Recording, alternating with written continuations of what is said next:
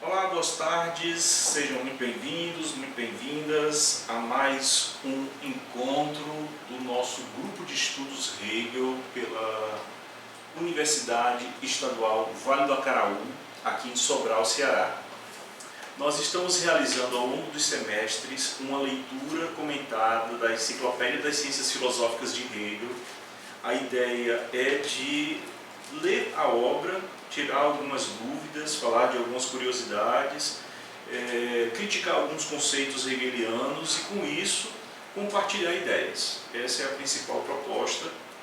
Isso vale também tanto do ponto de vista de ensino, da minha parte, testar algumas hipóteses de pesquisa, testar algumas hipóteses de interpretação, né, do texto hegeliano, né, estressar algumas ideias, né, até onde vai a pena do Hegel, até onde vai a nossa capacidade de reinventar os conceitos hegelianos, né, e se apropriar dos mesmos para fazer a leitura de nosso mundo. Mas e também tem uma outra perspectiva, que é a perspectiva da aprendizagem, né? O esforço que nós temos num grupo de estudos de tentar fazer uma interpretação muito própria, muito nossa, né, das obras filosóficas, mas sempre a partir da leitura do próprio texto, né, indo enfrentar o gigante, né, se confrontar com o filósofo. Claro que é muito importante nós termos os intérpretes, nós termos os manuais de história da filosofia, nós termos os dicionários, né?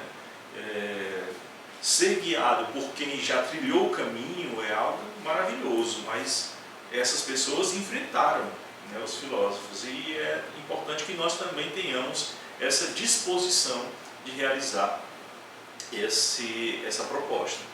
Então, do ponto de vista acadêmico, um grupo de estudos tem muito valor, né? Mas não superestimamos, né, não vamos superestimar esse momento. É um momento também de um pouco um momento mais leve também. Não é uma aula, tem essa perspectiva pesada, né? Não tem nota, não tem frequência, não tem uma atividade mais livre, tá?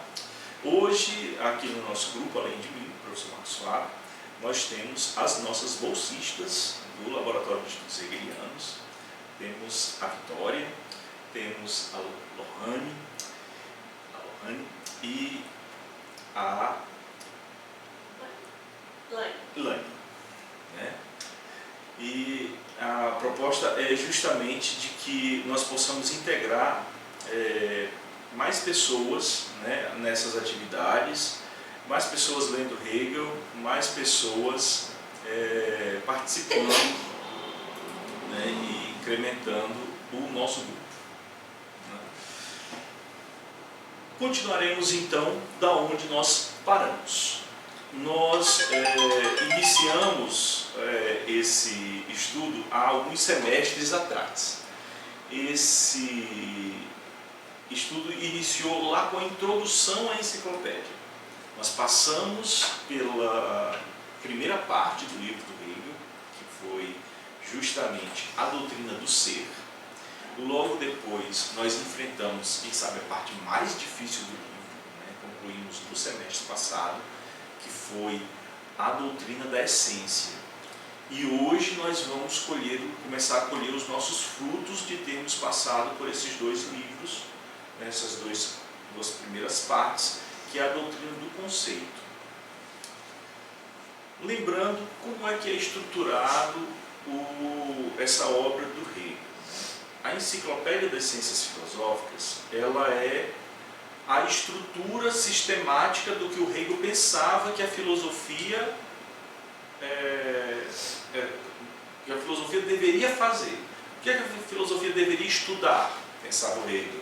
Bem, a filosofia primeiro deveria ser capaz de fundamentar a sua própria forma de pensar, a sua maneira de pensar. Essa é a primeira função da filosofia. Ela tem que ser um conhecimento autofundante. Ela tem que ser capaz de dizer o porquê que ela é relevante, importante, porquê que ela fundamenta o próprio ato de fazer ciência. Por que as ciências precisam dela? Ela precisa ela mesma responder isso. Primeiro motivo tem que ser, ela tem que ser auto-justificada. O segundo momento, né, da filosofia é a filosofia da natureza. A filosofia tem que ser capaz de falar sobre o mundo. A filosofia tem que ser capaz de explicar por que o mundo é dessa forma e não de outra. Então, tudo que existe, tudo que há, possui uma estrutura, uma lógica que tem a ver com a nossa própria estrutura de pensamento. Ou seja, se o mundo está aí e se eu sou capaz de pensar o mundo, há uma relação entre o meu pensar e a existência das coisas. Então Hegel ele foi muito direto em fazer essa ligação de que a primeira parte do meu sistema é uma lógica do pensar. A segunda parte do meu sistema é uma lógica de pensar o mundo, como é que eu penso o mundo, como é que eu explico o mundo. E a terceira parte do sistema do Hegel é uma filosofia do espírito. O mundo, então, ele é explicado, significado, sentido, vivido, experienciado pelo homem. E o homem ele tem um espírito. Ele é um veículo do espírito. E o espírito ele sente, experiencia, vivencia e significa o mundo. Ele cria um mundo para si. É o mundo dos homens. É o mundo que possui uma história. É o mundo que possui uma cultura. É o mundo que possui uma memória. Aí como é que o homem explica esse mundo? Ele explica esse mundo dizendo que ele é belo. Então, a primeira parte da filosofia do espírito é uma estética. O homem sente o mundo e ele fala algo sobre o mundo. Esse algo que ele fala sobre o mundo é como ele sente o mundo. O mundo é gostoso, o mundo é amargo, o mundo é bom, o mundo é bonito, o mundo é... Ele fala coisas sobre o mundo e a gente vai se debruçar sobre essa dimensão estética, essa dimensão do gosto, essa dimensão do sentir, dessa percepção das sensações que o homem sente, que o homem expressa. Depois, nós vamos, na filosofia do espírito, pensar sobre como é que o homem agora se relaciona com aquilo que está para além do sensível. Porque ele já viu que a beleza é algo que está nas coisas, mas vai para além das coisas. O homem começou a buscar uma beleza em si mesma e tudo, então ele começou a notar que existe algo que ele busca que é metafísico, que é uma coisa que ele não consegue encontrar. É tipo assim, é algo que uma maçã bonita e gostosa me faz sentir uma sensação, mas quando ela acaba, essa sensação acaba também. Aí ele diz, mas eu quero essa sensação de novo. Eu quero sentir isso novamente. Eu quero algo que dure. Aí ele vai em busca desse absoluto, dessa beleza em si mesma que dura, que é perene. Aí quem é que pode dar isso para ele? A religião. Então o segundo momento da filosofia do espírito, depois da estética, é a filosofia da religião.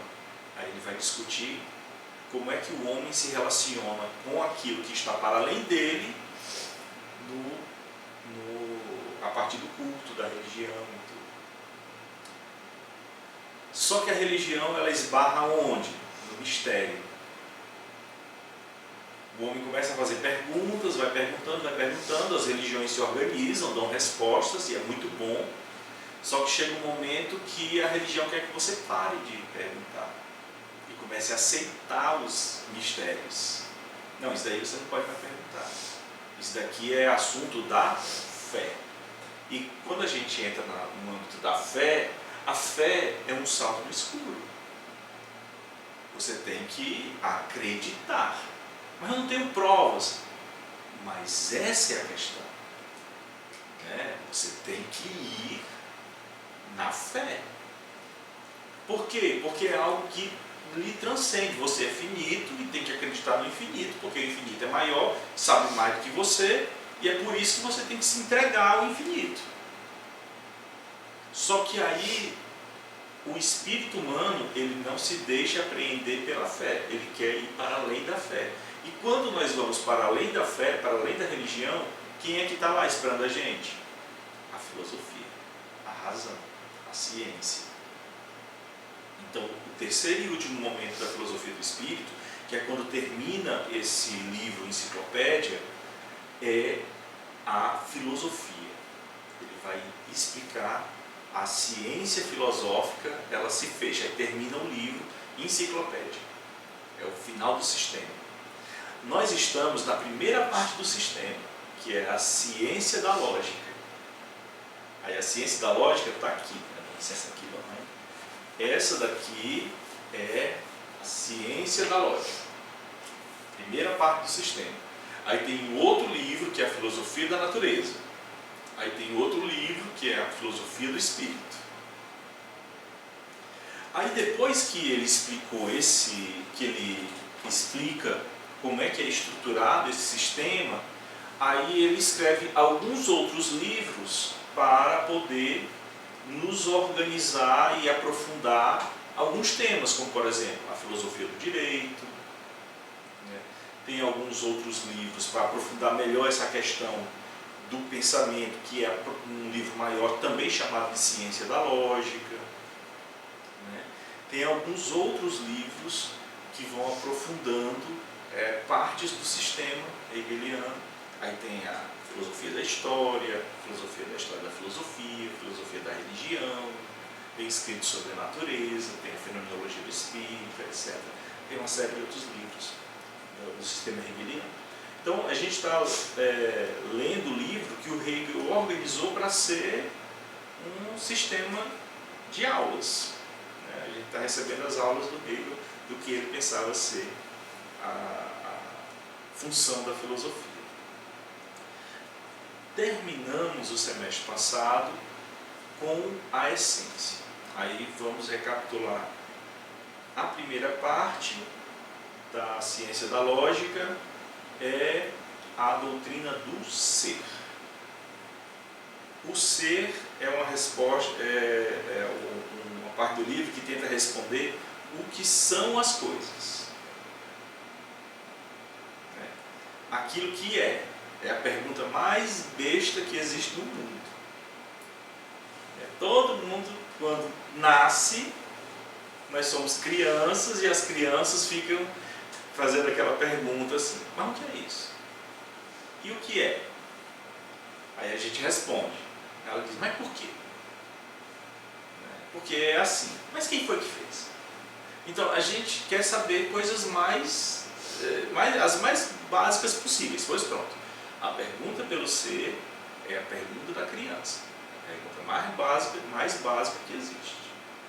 Nós estamos nesse âmbito, nessa parte do livro.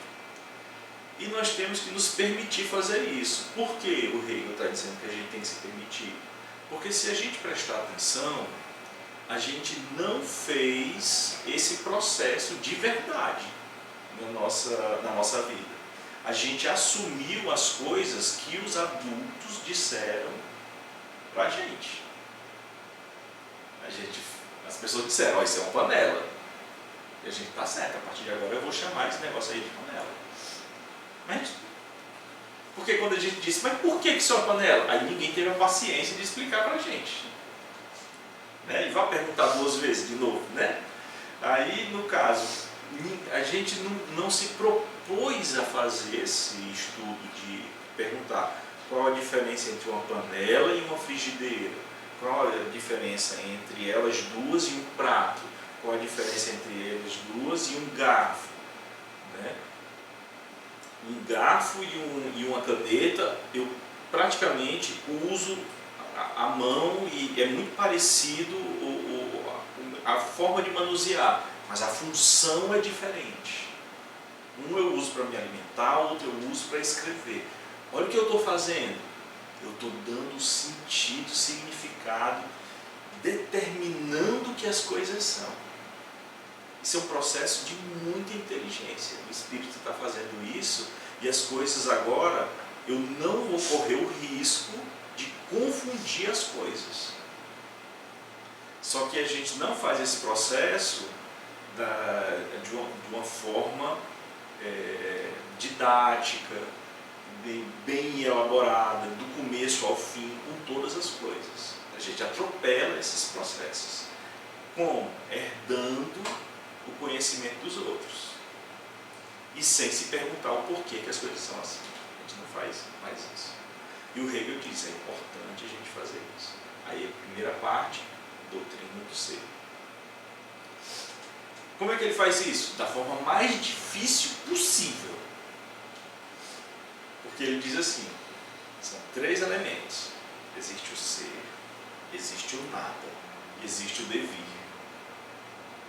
Aí ele vai explicar para a gente. Primeiro as coisas são, depois as coisas não são. E aí a gente tem que aprender que todas as coisas estão no processo de ser e não ser ao mesmo tempo. Elas estão em devir.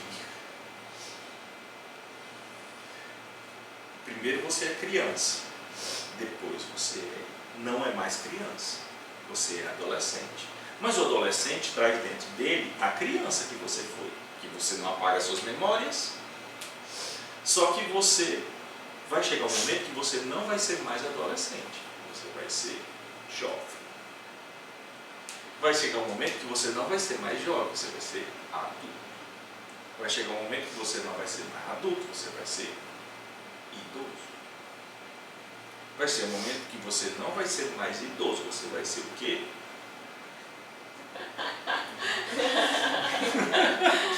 Você vai se juntar à natureza, né? Você vai voltar à natureza. E vai chegar um momento que você vai virar o quê? Poeira cósmica, né? É só energia, troca de energia no universo, né? Para alguns, você pode até voltar de outras formas, né? Mas de certa forma, assim, tudo, se você parar para pensar, você nunca é só uma coisa. Você sempre está no processo de devir. Você sempre está sendo e ao mesmo tempo ultrapassando esse ser para se tornar uma outra coisa. Tudo no mundo está nesse processo de ser e não ser. Certo? Nós estamos dando um pulo entre o ser e o nada, entre o ser e o não ser. Nós estamos em devir. Então, a primeira verdade que ele falou para a gente, que a gente tem que entender, difícil pra caramba, né? Isso é e não é. É complicadíssimo, né? Aí depois ele foi dizer assim, ele foi explicar, quando você entender isso, você está entendendo que todas as coisas possuem qualidades.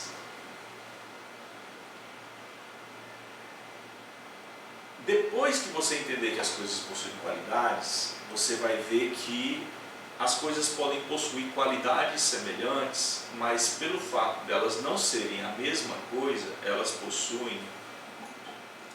são diferentes uma da outra, porque elas não são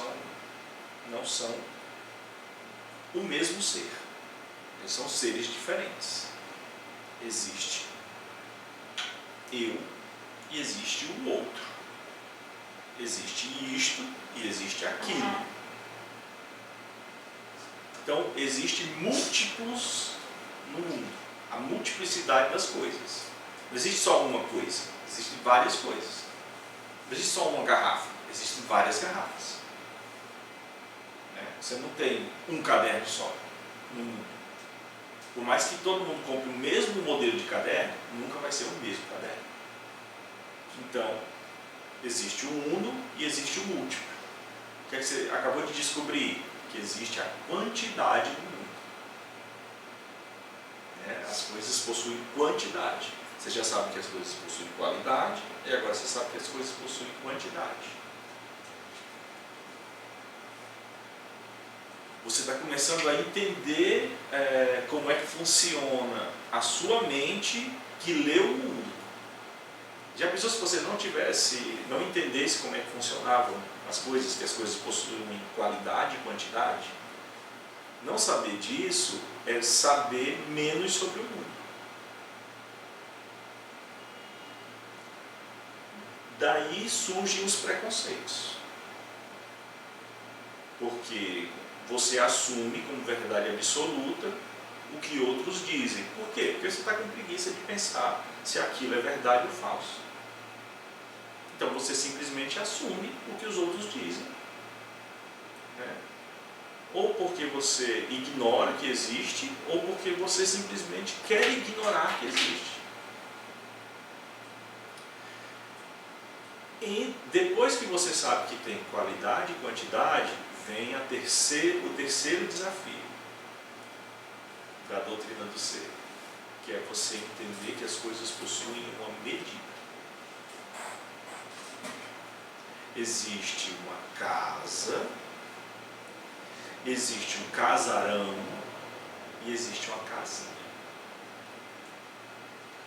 Todas essas três definições todas essas três coisas, você pode me dizer assim: qual a definição que une essas três coisas?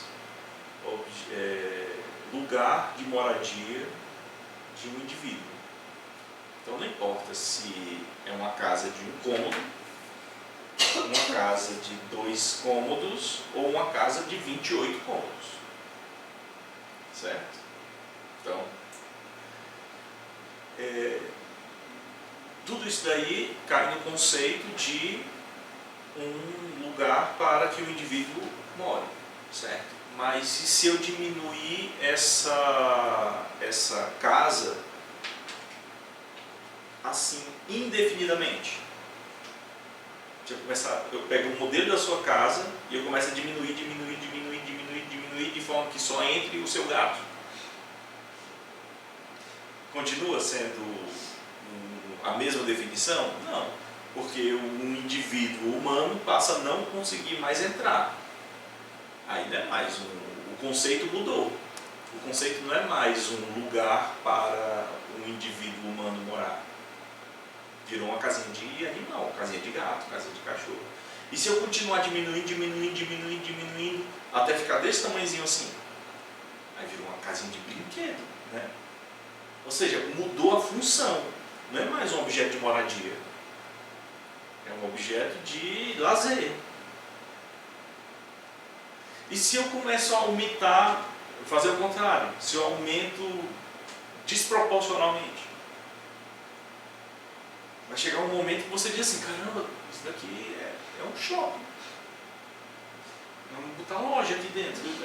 Não é uma definição de um shopping assim, um lugar enorme, com vários cômodos. Cada cômodo pode ser uma loja. Eu já começo a dar outras definições. Então a medida das coisas importa. A medida das coisas determina o que elas são. Eu aprendi agora que as coisas possuem qualidade, quantidade e medida.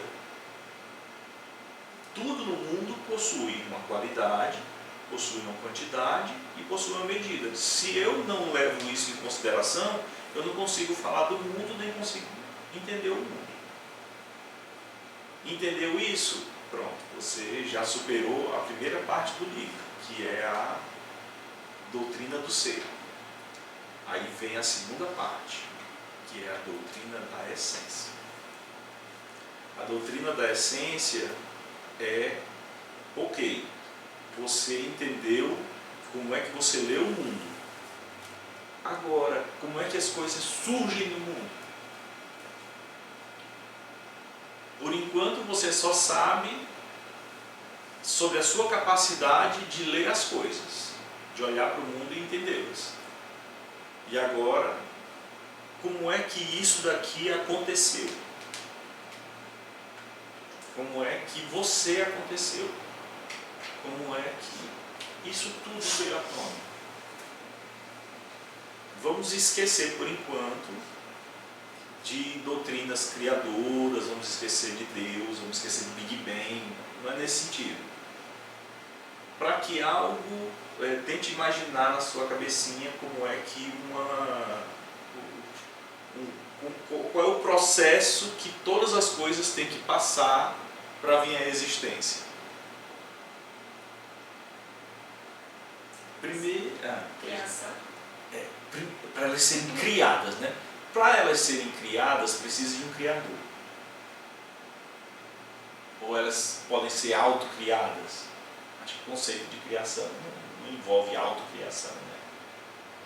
Porque aí vem um problema. O problema é, se antes existia nada, como é que surgiu algo? Quem foi que criou esse algo se antes não tinha nada?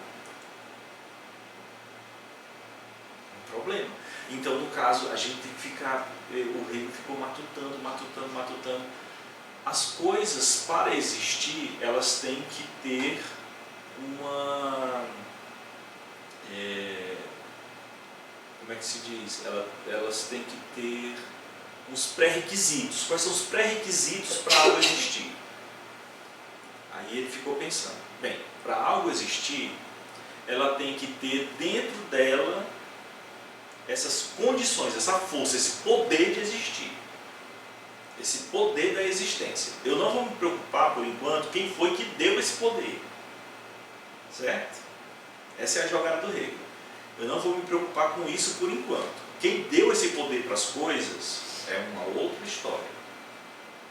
Eu vou me preocupar isso quando eu estiver lá na filosofia da religião e tudo, eu vou me preocupar com isso. Por enquanto eu quero saber assim, para as coisas existirem, qual é o poder que elas têm que possuir. Aí ele pensou, para que algo exista, ela tem que ter as qualidades, a quantidade e a medida dentro de si. Ela tem que ter uma definição do que ela é.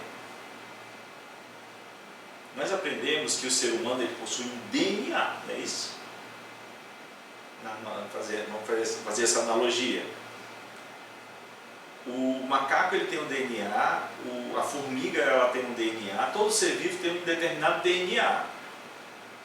E é justamente esse código genético que garante que quando dois indivíduos se relacionam e gestam uma nova vida, que dessa gestação vai nascer um outro ser humano e não um mamão. Não é isso?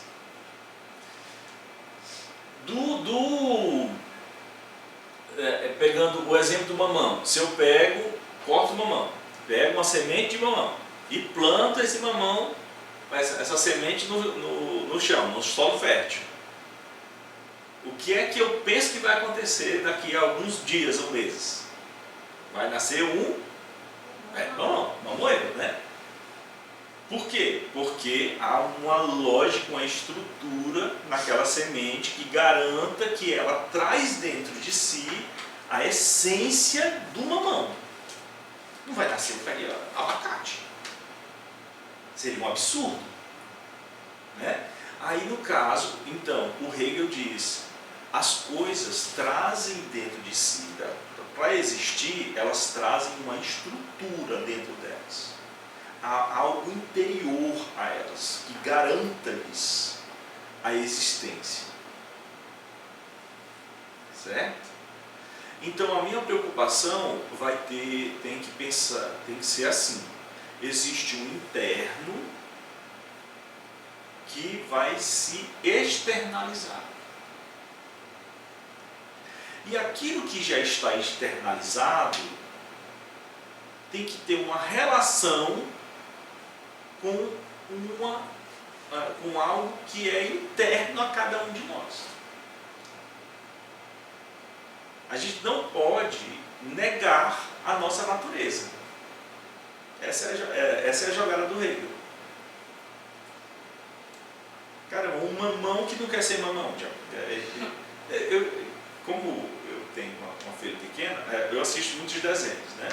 E aí, no caso, tem desenho que briga justamente com isso. Eu estava assistindo um dia um desenho que era um ovo que não queria ser ovo.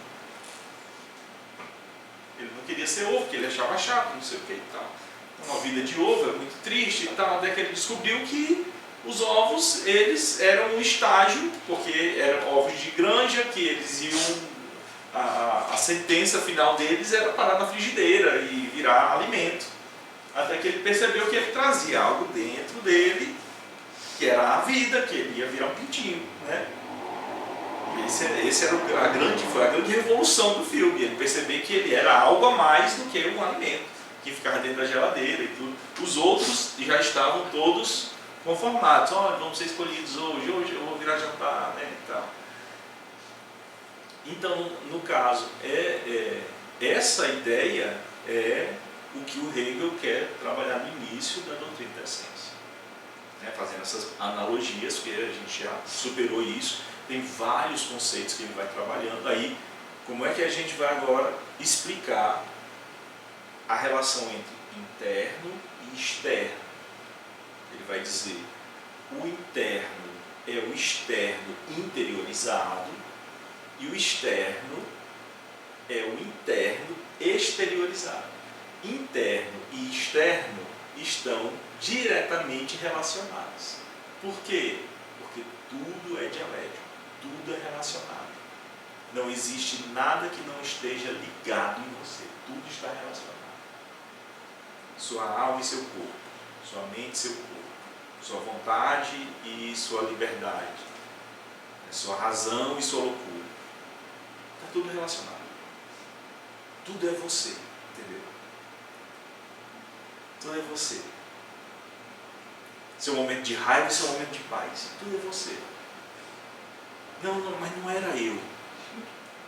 Então me desculpa, porque naquele momento eu saí de mim. Não. Aquele momento que você saiu de você, aquilo é você também. Faz parte de você. E a pessoa que não entender que você vai passar por aqueles momentos, ela não entende nem sobre as pessoas, nem sobre você, nem sobre ela mesma. É legal, né? Como você entender o conceito complicado, da forma complicada com que o Hegel está passando para a gente e ver como isso acontece no nosso dia a dia, no nosso cotidiano. Ele diz, interno e externo são a mesma coisa. Os processos são múltiplos. Existe uma unidade e existe uma multiplicidade, mas tudo é a mesma coisa. Tudo faz parte da gente. Certo? Então, esse mouse, ele é um objeto de computador, mas ao mesmo tempo ele é mercadoria, ao mesmo tempo ele é uma arma, né? Ele é também um objeto de design, eu posso daqui a um tempo expor isso no museu, né? Ele pode ser várias coisas, ele é várias coisas. Né? Então, no caso, entender esses processos é muito importante e o Hegel está mostrando quais são os elementos que nós podemos utilizar para fazer esse tipo de leitura. Então, a doutrina da essência vai seguindo, a gente foi seguindo o Hegel, mostrando a essência das coisas para a gente, até ele dizer, cada coisa possui uma substância.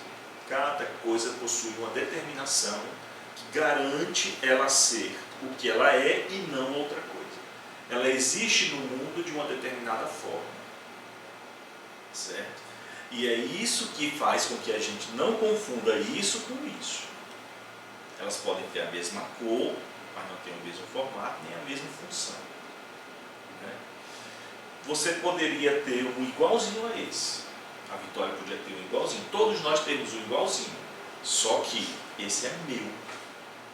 Eu tenho um uso para ele. Você tem um uso, você tem um uso, você tem um uso. Entendeu?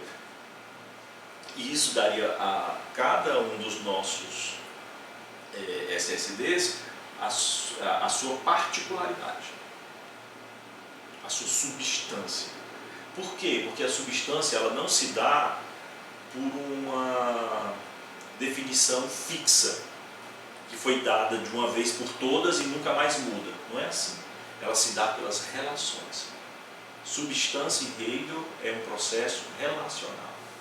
A determinação se dá pelas relações. Que sabe, isso é uma das coisas mais legais que tem na filosofia do Hegel. Você é suas relações.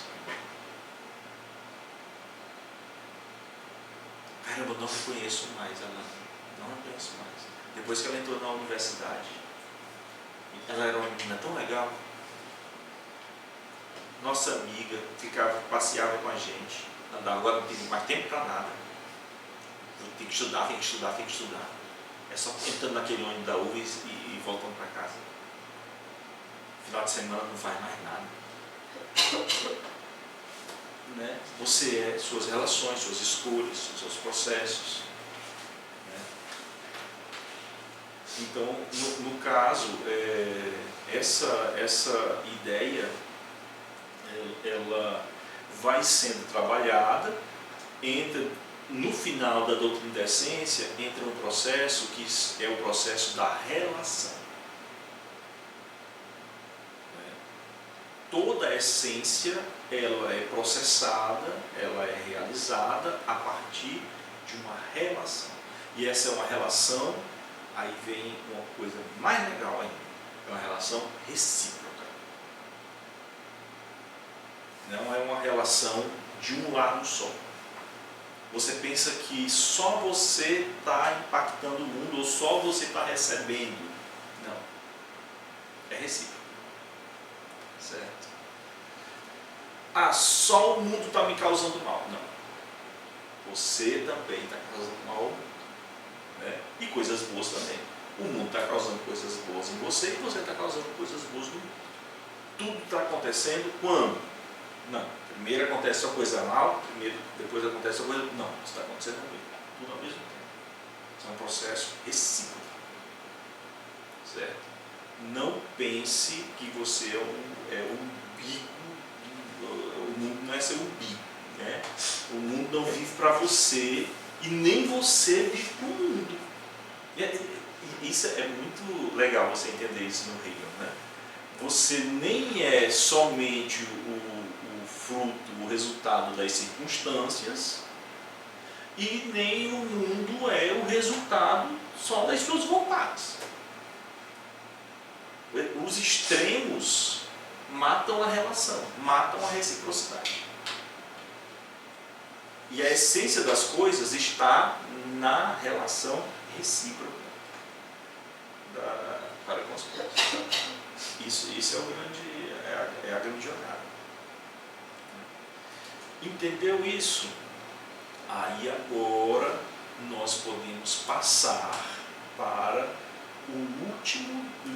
última parte da ciência da lógica. Ou seja, você está prontinha para ir para o último nível para entender como é que o pensamento humano ocorre. Como é que o nosso entendimento lê o mundo. Isso tudo é para você ser capaz de fazer ciência. Para você poder estudar as coisas, você tem que passar pela ciência da lógica. Aí a última parte do livro é chamada de doutrina do conceito. O que é que vocês acham que o nome do livro da última parte é doutrina do conceito? Doutrina do ser, é uma pergunta, o que são as coisas. Doutrina da essência, qual é a estrutura que tem, a estrutura interna que faz com que as coisas existam, e a doutrina do conceito. Agora, por que o nome é doutrina do conceito? O que vocês acham? Nós podemos aprender Mas explicar o que são as coisas? A primeira a gente fez a pergunta, né, do ser. O que são as coisas? O que é o ser? Só que aí a gente soube tudo de uma forma muito genérica, né? Aí na doutrina da essência, a gente sabe como é que as coisas recebem determinação. Aí, muito bem, Lohane, você diz, agora a gente vai ser capaz de apreender o que elas são de fato. Agora eu poderei conceituar e dizer, isto é um mouse, isto é um computador, né? Esta é Lani, uma estudante de filosofia da Universidade Estadual Vale do Acaraú. Esta é Lohane, estudante do curso de Letras da Universidade Estadual Vale do Acaraú. Esta é Vitória, estudante do curso de Língua Inglesa da Universidade Estadual Vale do Acaraú. Entendeu? Eu sou capaz de não apenas dizer, isso é um ser humano, ou isso é um ser.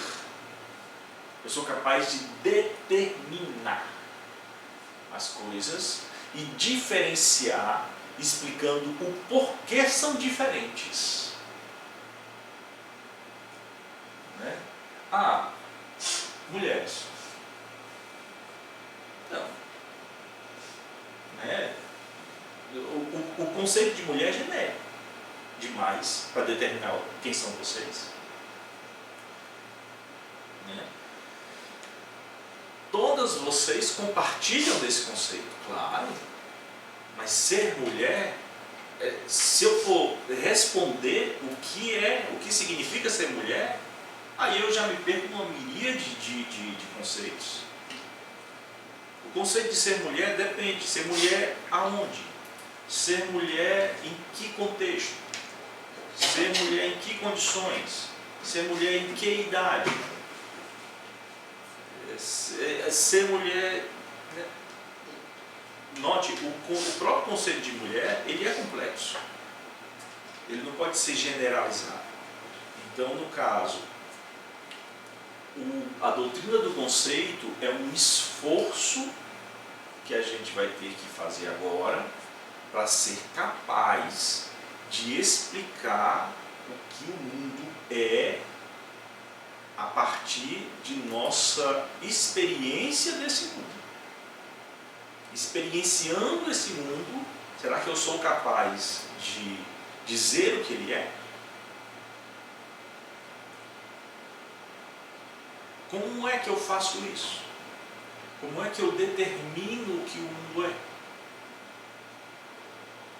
Como é que eu determino o que as coisas são? Como é que é esse processo? Aí nós vamos aprender, por exemplo, que aqui na doutrina do conceito, que a razão ela faz silogismos. É legal porque o Hegel ele nota que uma das formas que se convencionou dizer que é a forma mais correta de nós falarmos sobre o mundo é a partir do raciocínio silogístico. O silogismo mais básico que nós temos, né? Que é exemplo de todo livro de lógica, né? Todo homem é mortal. Sócrates é homem, logo Sócrates é mortal. Certo? Então, no caso, o que é que isso significa? Isso significa que nós seríamos capazes de fazer construções discursivas e tirar dessas construções certas conclusões que nós chamaríamos de verdades. E assumir essas construções como princípios, como leis lógicas. Ou seja, se eu quiser captar o mundo e buscar o ser e a essência das coisas e converter essa minha ida ao mundo e essa busca pelo ser e pela essência das coisas em conceitos,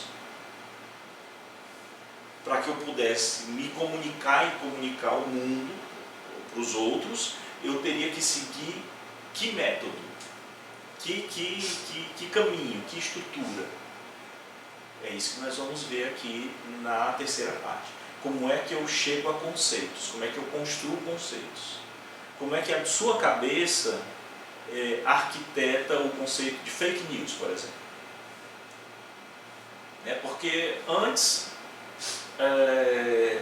já existia a palavra fake, já existia a palavra news, notícias.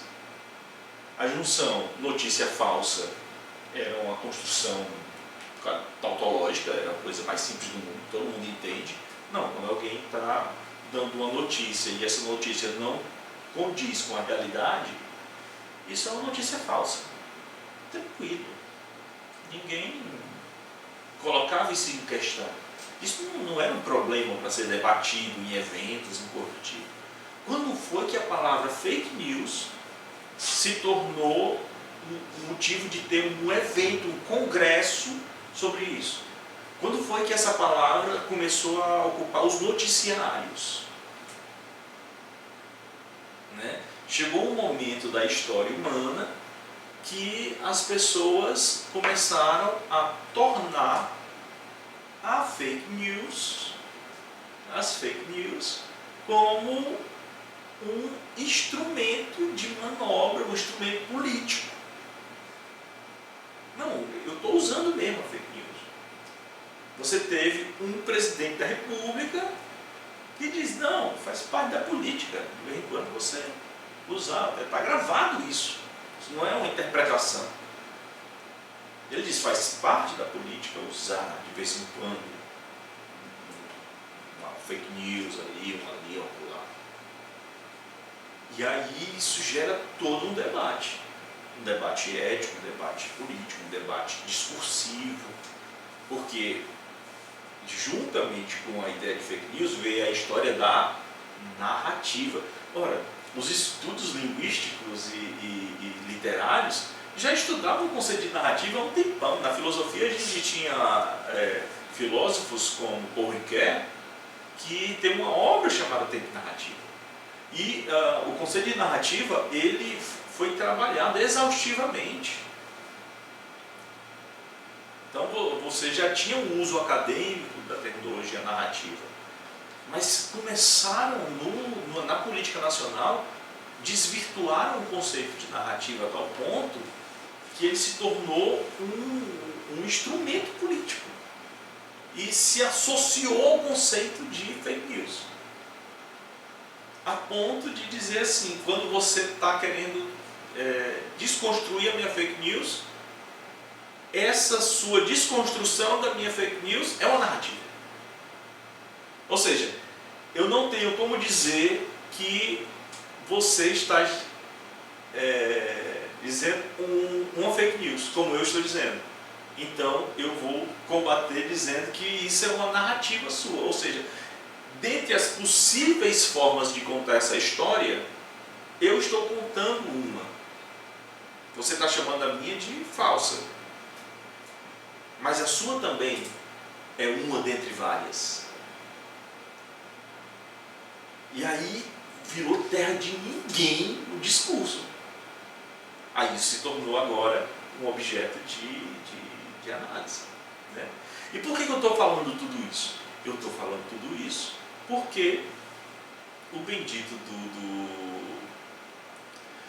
do Hegel diz: os conceitos agora têm que ser pensados como é que nós construímos um conceito para que não fique a liberdade das subjetividades a construção conceitual. Não, conceito, eu construo os meus conceitos como eu quiser. E você não se mete nisso. Não é assim, amigo. A mente humana constrói conceitos a partir de operações e nós vamos aqui descrever essas operações. Ou pelo menos se aproximar da forma mais elementar, mais básica da construção dessas operações. E aí nós vamos, né, pegar os primeiros capítulos aqui desse capítulo, né, dessa parte do texto, que é justamente a doutrina do conceito.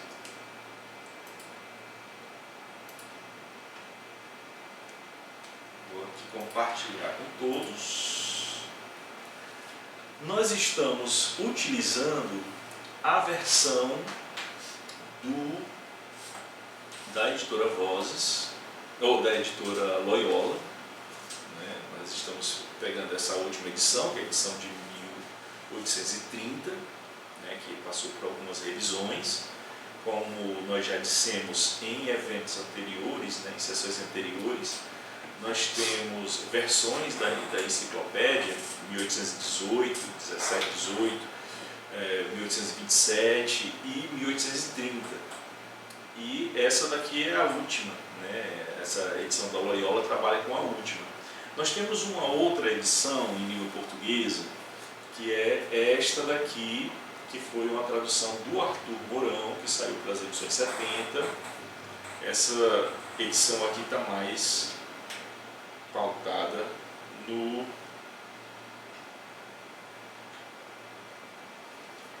está pautada também na edição de 1830, mas aqui nós não temos os adendos, tá? Nessa edição aqui nós não temos os adendos. Quem são os adendos? Os adendos são as anotações que os alunos que assistiram às aulas de Hegel, que eles anotaram e depois eles converteram isso em comentários aos parágrafos que o Hegel escreveu nas suas anotações de aula. Afinal de contas, esse livro que a gente está tendo aqui era as aulas que o Hegel tinha preparado para as suas preleções. Além dele ler esse material, ele comentava nas aulas. Então, é muito rico a leitura dos adendos, mas aqui, como a gente não tem muito tempo, a gente não lê os adendos. Tá? A gente fica só lendo os parágrafos e as notas, que a gente tem certeza que isso daí foi escrito pelo Hegel. Os adendos já foram os alunos. E aí a telefone sem fio ajuda muito, mas aí a gente já lê com uma certa distância, né? Que aí passou pela interpretação dos alunos, com a vantagem deles estarem lá com o Hegel na frente deles, né? Certo? E nós temos outras versões, mas essas duas aqui são as mais básicas em língua portuguesa, né? As mais importantes, tá?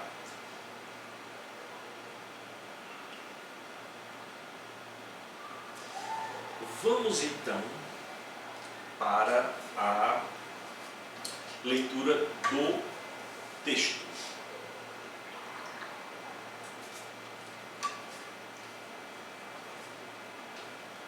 Nós vamos ler apenas 3 parágrafos hoje. Parágrafo 160, parágrafo 161, parágrafo 162. Acabou. Só isso. Tá? Para a gente ir concluindo o nosso estudo introdutório de hoje. Eu pediria para as minhas colegas de trabalho para cada uma ler um dos parágrafos. Quem quer ler o 160? Ele é bem curtinho. Vai lá, Laine. A versão que está ali? É a mesma? É. Não, mas você pode ler a partir daí. Diz assim: o conceito é o que é livre, é o poder substancial que é para si, e é totalidade, porque cada um dos momentos é o todo, e é posto com ele como unidade inseparável. O conceito é, pois, na sua identidade consigo, o determinado em si e para si. Isso. Então, no caso, nós nós acabamos de sair da doutrina da essência, entramos na doutrina do conceito, foi já preparada a ideia de que nós iríamos partir para essa nova etapa, e aí a primeira informação que ele nos dá é o que é que ele entende por conceito. Quando é que nós conceituamos algo. E é legal a gente pensar o conceito como algo que está separado de um dicionário, como algo que está separado de um vocabulário. Porque o conceito que está sendo trabalhado aqui, ele é uma construção da nossa cabeça. Entendeu? Não é algo que a gente recebe pronto, é algo que a gente constrói. Certo? Esse é o principal desafio, de estar construindo um conceito. Não é um vocábulo, não é uma palavra. Isso é o que os ingênuos, ou o nosso momento pré-filosófico nos dá.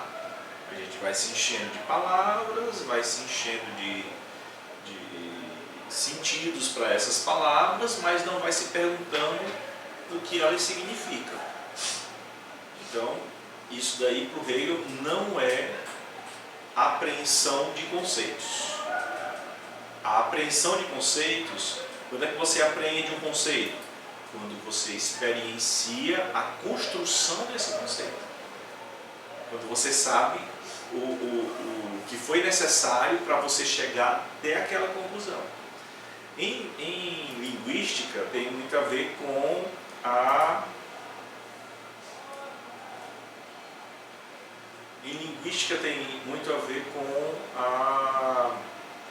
a questão da, como se chama a ciência que vê a construção das palavras.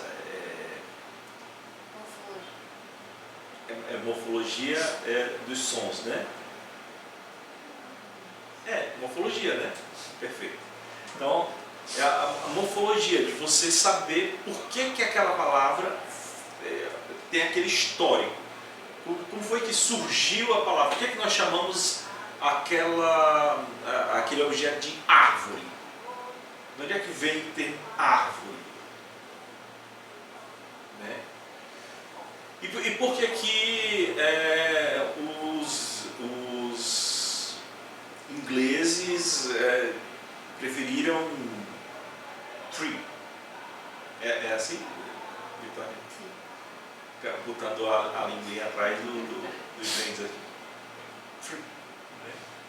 Aí, tudo tem uma história.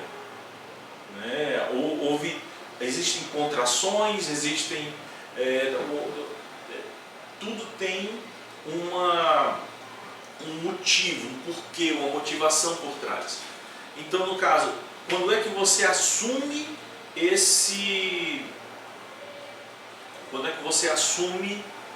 realmente esse conceito? Quando você sabe disso. Quando você assume um conceito porque outros disseram, você não apreendeu esse conceito. Você não aprendeu esse conceito. Esse conceito não lhe pertence. Você repete como um papagaio. É a brincadeira do Robson Crusoe. O sexta-feira sabe falar, né? Se bem que o Robson Crusoe é bem complicado, né? Porque o sexta-feira ele é uma pessoa. Só vale quando você usa o sexta-feira dos desenhos, que é um papagaio de verdade. Né? Se você pensa no papagaio, vamos tirar o Robson Crusoe da jogada. Né? Vamos pensar no papagaio. O papagaio, ele repete. Né? Ele repete as coisas. Ele possui o conceito. Ele domina o vocábulo. Não. Né? Só que quando você repete uma palavra simplesmente porque você ouviu outras pessoas falando e você não entende o que aquela palavra significa, o significado, o uso, a construção, você não se apropria daquela palavra, qual a diferença entre você e o papagaio? É esse ponto que o Hegel está nos colocando. Né? Então, no caso, essa ideia é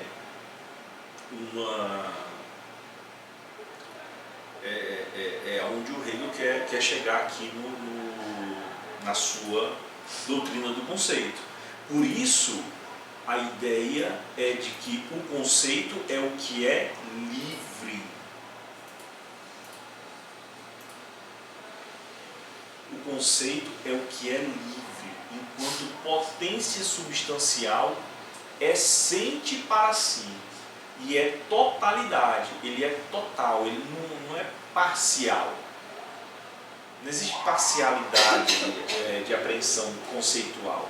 Não, eu sei mais ou menos, então você não sabe. Conceitualmente você não sabe. Entende? Então, enquanto cada um dos momentos é o todo que ele mesmo é, e é posto como ele, como unidade inseparável. Por que ele diz em cada um dos momentos? Porque quando você está aprendendo o conceito, esse conceito ele é processual. Existe um antes, um durante e um depois de apreensão do conceito. Você aprende um conceito vivendo os momentos desse conceito, sentindo, refletindo, se perguntando, pois cada momento aí importa. O sentir, o se perguntar, o refletir, cada momento é importante. Então, nesse momento de estudo aqui, o chegar de olha bem, todo momento é importante. O aceitar participar do laboratório é importante. O vir, o participar do grupo dos convites é importante. O se deslocar de casa para vir para cá é importante. O assistir no YouTube é importante. O continuar logado é importante. O abrir os livros é importante. Cada momento desse é importante. Você fazer as anotações durante o grupo é importante. Depois daqui, você chegar em casa e revisar é importante. Você, entendeu? Se você quiser aprender esse conceito, cada momento desse faz parte. Cada momento é importante. Não é só um momento, não, o importante foi só o momento que eu estava lá. Não. Porque se você tira um desses momentos, esse momento de estar aqui, não acontece. Ele não existe. O que o Hegel está dizendo é algo muito básico. E é algo tão assim que a gente para pensar, isso impacta diretamente na nossa vida, inclusive nas coisas que a gente não gosta. O nosso conceito de existência, né? O nosso conceito de vida, o nosso conceito de felicidade, né? De momentos bons, de momentos tranquilos. Ora, todos esses momentos que você chama de bom, tranquilos e tal, eles vêm depois de você ter passado por momentos não tranquilos e não bons. Para você poder vivenciar a tranquilidade, você tem que ter uma noção do que não é tranquilidade. Para você dizer, poxa, até que enfim um momento tranquilo na vida. Olha, você só diz isso quem não estava tendo momentos tranquilos. Porque quem estava tendo só um momento tranquilo diz assim, pô, a vida está igual. Nada mudou. E se continuar desse jeito, a palavra tranquilidade vai fazer cada vez menos sentido. Porque se a tranquilidade é só o que existe, é só o que há, então ela perde sentido. Ela é agora, ela é sempre. Né? Eu sou feliz o tempo todo, já pensou? Uma Poliana da vida. Quem já leu Poliana sabe que aquilo é surreal, ninguém segura aquilo. Não dá. O mundo se acabando e a Poliana não dá. Né? Então, essa postura aqui, ó, né, a gente tem que considerar a totalidade das coisas. É bem interessante essa postura. Né? O conceito é o determinado em si e para si. Ele é determinado em si mesmo, ele é determinado porque ele sai de si e retorna para si. Isso é muito hegeliano, a gente passou por todos esses momentos. Algo que é para si deixou de ser em si. Aí teríamos que voltar algumas sessões para entender essas frases, mas para quem está chegando agora, né, Hegel ele usa esses três termos. Ó. Algo é em si, algo é para outro e algo é para si. Tudo aquilo que é em si é pobre. É pobre porque ele está fechado nele mesmo, ele não sabe o que existe fora dele. Então ele é a visão mais ingênua do mundo. A gente está usando o exemplo da Poliana, né? É como se fosse uma pessoa fechada em si mesma, então ela não consegue enxergar o resto do mundo. As coisas estão acontecendo e ela só vê o que ela é. Ela não vê o que o mundo é, ela não vê o que os outros são. Ela só vê ela em todo lugar. Então isso é um problema. É uma visão deturpada de mundo. E é uma visão deturpada de si. Porque ela acha que ela é pura. Que nada consegue tocá-la e manchá-la. Que ela não se perverte, que ela não se suja, que ela não se inclina, que ela é incorruptível. Entendeu? Essa pessoa, ela é totalmente íntegra. E ela tem um bloqueio geral, nada vai conseguir fazer com que ela deixe de ser o que é. Entendeu? Essa é uma postura ingênua de mundo. Certo? Essas são as coisas em si. Tudo começa com o em si. A gente está falando, é interessante isso. É a postura mais ingênua? É, mas tudo começa por aí. Tá? É a postura mais ingênua que existe, mas tudo começa por aí. Tudo começa com o em si. Tá? A segunda postura tem o em si, a segunda postura é o para o outro. O para o outro é quando você entende que existe algo além de você. Quando você entende que existe algo para além de você, você entende que há um outro, e para esse outro, você é o outro dele. E aí a sua cabeça entra em parafuso. Porque lembra que você pensava que você era só em si? E agora você está se reconhecendo como para outro. Você é um para outro. Existe um alguém para quem você é um outro qualquer. O mundo não gira em torno de você. Pelo menos não o mundo daquela pessoa. O mundo daquela pessoa, para ela é em si. Você é um outro, que gira em torno dela. Meu Deus, meu mundo caiu. Tem uma pessoa que não pensa em mim, não pensa em fazer as minhas vontades. Você acredita que ele não quis sair da fila?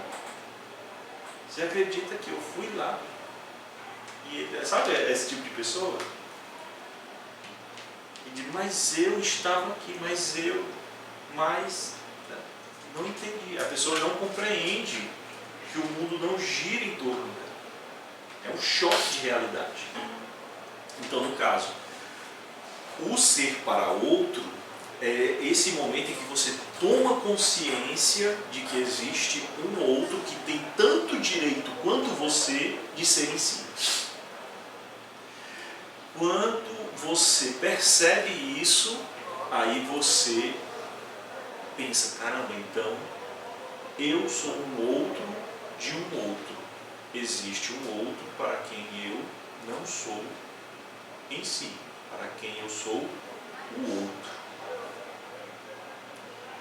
Como eu tenho que ser o outro de um outro, e eu quero que ele reconheça as minhas vontades, eu quero que ele me respeite, eu quero que ele me trate como um ser em si, um ser de direitos, eu vou dar um passo adiante. O que é que eu vou fazer? Eu vou reconhecê-lo como um ser em si.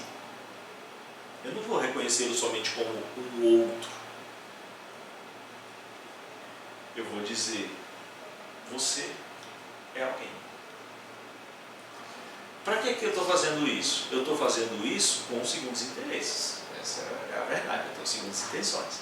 Eu quero que ele me reconheça também. Aí você lembra o que eu disse em relação às relações no final da essência? As relações são o quê? Recíprocas. Quando nós entendemos isso, nós estamos aonde? Nós estamos no momento do para si. Que é o momento que eu me ganho, quando eu me respeito. Quando eu respeito os outros, eu estou me respeitando. Quando eu respeito o mundo, eu estou me respeitando. Quando eu respeito tudo aquilo que não sou eu faço isso e ganhando eu estou ganhando um reconhecimento ontológico dos outros, das coisas. Entendeu? Então eu respeito para ser respeitado. Eu garanto existência para garantir a minha existência.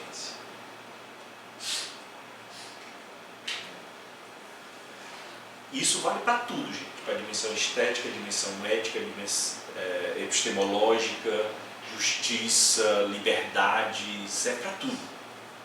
É uma maravilha esse conceito. Uma das grandes novidades que o Hegel trouxe, e ele serve para praticamente tudo. Tá? Então, no caso, você tem aqui a ideia na ciência da lógica, ele vai definir o conceito é o determinado em si e para si. Por que ele é para si? Porque ele já saiu de si, se reconheceu como um outro e agora ele é um para si. Tá? Vamos pular aqui o adendo e vamos ler o 161. Por gentileza, Lohane. O progredir do conceito não é mais o ultrapassar nem o aparecer em outro, mas é desenvolvimento, enquanto diferenciado é imediatamente posto ao mesmo tempo como idêntico, um com o outro e com o todo, e a eternidade como um livre ser do conceito completo. Perfeito. Não é mais o ultrapassar nem o aparecer em um outro. A gente já passou disso. Né? Então, como eu estava explicando, a gente não é mais um em si, a gente não é mais um para outro, a gente já é o momento do para si. A gente é o momento da riqueza, a gente está no momento das conclusões. A gente já é um espírito consciente, um espírito mais livre. A gente entendeu como é que o processo acontece. Entendeu? Então a gente é esse desenvolvimento. Enquanto o diferenciado é imediatamente posto ao mesmo tempo com o idêntico, um com o outro e com o todo. É complicado, mas o processo ele é simples. É difícil como ele escreve, né? Mas você vai puxando a notinha de rodapé do que significa cada um dos conceitos. E a gente já passou em sessões anteriores por esses conceitos, então a gente vai conseguindo fazer a tradução, né? Então ele diz, e a determinidade como um livre ser do conceito completo.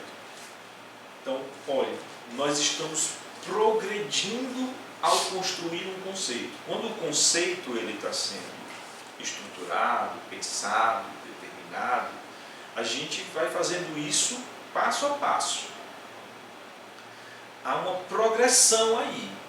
Só que essa progressão, ela não vai ser apenas a descoberta de que a gente não é mais só um em si.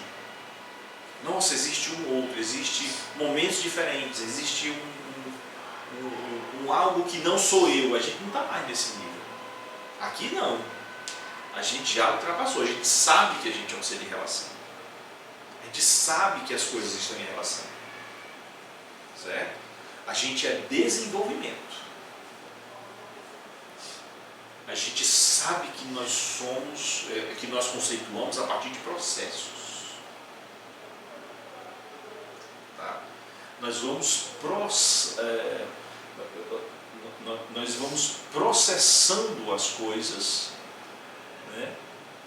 E esse processo de conceituar, vamos chamar assim, né? Esse ato de conceituar as coisas, né? Ele é um ato livre, rumo a um conceito completo das coisas, um conceito completo do ser, do mundo. Tá? Pegando passo a passo, né, para a gente passar aqui no 61, ele diz, ó, o progredir do conceito não é mais o ultrapassar nem o aparecer em outro, que é aquilo que eu disse, né, que o em si estava olhando só para si e de repente ele descobre que tem um outro. Aí ele se surpreende. Caramba, não tem só eu. Aí tem um outro. Então a gente não, já ultrapassou esse momento. Ele é desenvolvimento. Então ele já sabe que existem outros e diz, pronto, vou agir, vou atuar, vou me relacionar com os outros que eu sei que existem e estão ali e têm direito ontológico à existência e agora vou processar as coisas, vou atuar. O que o Hegel está dizendo é que quem passa para esse processo aqui, gente, é simples. Estão olhando para o mundo, são pessoas que estão olhando para o mundo com um senso crítico. Não estão mais assustados, dizendo assim, meu Deus, olha só, isso aconteceu, eu nunca tinha percebido que o mundo era assim. Não tem um momento que a gente dá um estalo, depois pronto, a gente passou desse estalo. A gente não está mais nisso. Isso daqui está sendo comum. A gente viu uma notícia no jornal sobre política ou sobre geopolítica, sobre o que está acontecendo nos Estados Unidos, e você diz, não, eu já entendi isso. Eu sei o porquê que estão indo atrás, porquê que estão querendo dar golpe em tal lugar. Já entendi. Daí tem por trás, tem uma usina de, sei lá, é um recurso que eles estão indo atrás, petróleo, não sei aonde. Eu já entendi como é que é a lógica das coisas. Então, eles invadiram o Iraque, mas não tinha nada de negócio de bomba nuclear e tudo, era petróleo, eu não sabia. Tal, entendeu? Você já está no nível de fazer, as relações já acontecem rapidinho, é rápido demais, porque você já matou o processo. Mas tem outras pessoas que estão ainda engatilhando. Aí quando você diz, aí a pessoa diz, era por isso? Sério que não era por aqui? Não era por aqui. Não. Aí, pessoa vai começando a despertar, e é um exercício. É isso que o Hegel está dizendo. Então, ele conclui, mas é desenvolvimento, enquanto diferenciado é imediatamente posto ao mesmo tempo que o idêntico. O diferenciado é posto ao mesmo tempo que o idêntico. O idêntico é as coisas são iguais a si mesmas e ao mesmo tempo elas são diferentes de tudo aquilo que elas não são. Não é complicado, professor. Vamos lá. Vitória está aqui na nossa frente. Nós estamos vendo a Vitória, ela é igual a si mesma, mas ela é diferente de todas as pessoas que não são Vitória. Quando nós olhamos para a Vitória, nós estamos determinando o que Vitória é, ela é igual a ela mesma. Então, nós estamos perseguindo a identidade de ser Vitória. E nessa identidade, nós estamos demarcando, ao mesmo tempo, tudo que não é Vitória. Então, a gente poderia ter duas ações de dizer, toda vez que a gente olhar para uma pessoa e dizer assim, você não é Vitória. Você não é Vitória, você não é Vitória, você não é Vitória. Por quê? Porque eu sei quem é Vitória. Só que, obviamente, esse vai ser o comportamento mais estranho que alguém possa ter na vida, né? Girar, fazer seu mundo virar em torno de Vitória e dizer... tinha no meu tempo de criança, tinha um desenho não, era um programa infantil, que era a família de dinossauros, que aparecia e sempre tinha o Baby Sauro, que ele, toda vez que aparecia o pai dele, ele dizia, você não é mamãe. Né? Você não é mamãe, você não é mamãe, você não é mamãe. Tudo girava em torno disso, né?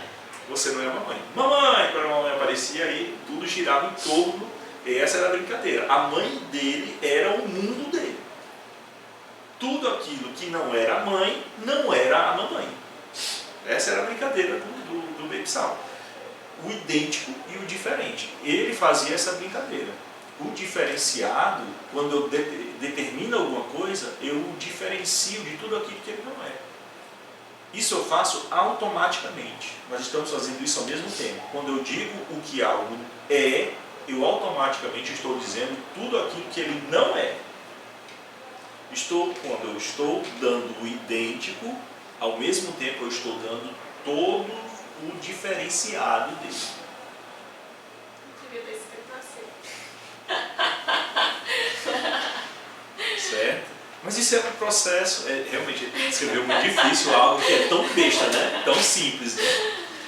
Mas é coisa de filósofo, né? Aí, um com o outro e com o todo. Então, o diferenciado e o idêntico, eles se dão um com o outro ao mesmo tempo. No Hegel, a palavra formalidade, certo? A formalidade em Hegel é um processo extremamente danoso, negativo. Por quê? Porque ele é pobre. Ele quer cair de um lado da verdade. É como se o mundo fosse fechado em um processo onde existe algo certo e algo errado. Eu quero ficar só com o que é certo. O que é errado, eu quero abandonar. O que é errado eu não serve para nada, não serve para nada. Joga tudo fora o que é. Mas pera ainda, os erros foram os degraus necessários para que você pudesse alçar, chegar nos acertos. Como é que você vai jogar fora o processo, como você chegou lá? Os seus testes, não, você precisa considerar esses processos. Não é porque são momentos mais pobres que eles são menos necessários. Você vai subir uma escada até um determinado andar e depois vai jogar fora? Você vai construir um prédio e vai fazer as colunas, mas quando você estiver no andar de cima, aí você vai quebrar as colunas que você descobriu. Construiu, não faz nem sentido. O prédio vai ruir. Então, essa é uma ideia que a gente tem sempre que ir se lapidando nessa construção segundo Hegel, tá? O terceiro nível é o da ideia do sujeito-objeto. E aqui está a preciosidade da doutrina do conceito, certo? A unidade do conceito e da objetividade, o que ele vai chamar de verdade absoluta. Por que é que ela é absoluta?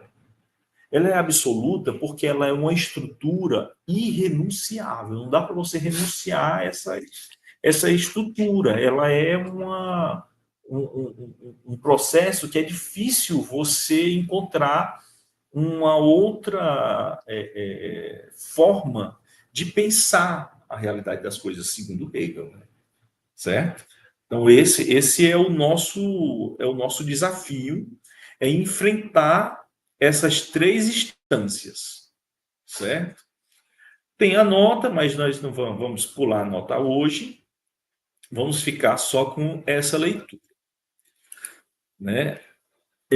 Por hoje, eu creio que a gente alcançou o nosso objetivo. Dos colegas que acompanharam aqui pela rede, pelo YouTube, gostaria muito de agradecer ao colega Inaldo Martins, ao Christopherson Vanderly, né, ao José Marques, ao Wellington Ramos Júnior, inclusive aí agradecer ao Wellington, né, por avisar aí o abraço aí do professor Suzano, nosso colega lá de Pernambuco, um abraço para o Suzano, ao Francisco Souza e a Verônica Martins, também a Carol João Reno, ao colega Joami Cardoso, nosso egresso aqui do curso de filosofia, né, e a Verônica Martins, aqui por ter entrado conosco nessa tarde. Informo que o vídeo ele vai ser trabalhado, a gente gravou em outros formatos também, e vai ser repostado posteriormente no nosso canal, essa gravação, para posteriormente vocês terem acesso e poderem assistir novamente algumas partes que perderam dos nossos estudos. E nos próximos encontros nós vamos tentar manter uma melhor conexão, mas de qualquer forma sempre com os vídeos para assistirem de forma assíncrona posteriormente, tá certo? A gente vai garantir isso sempre.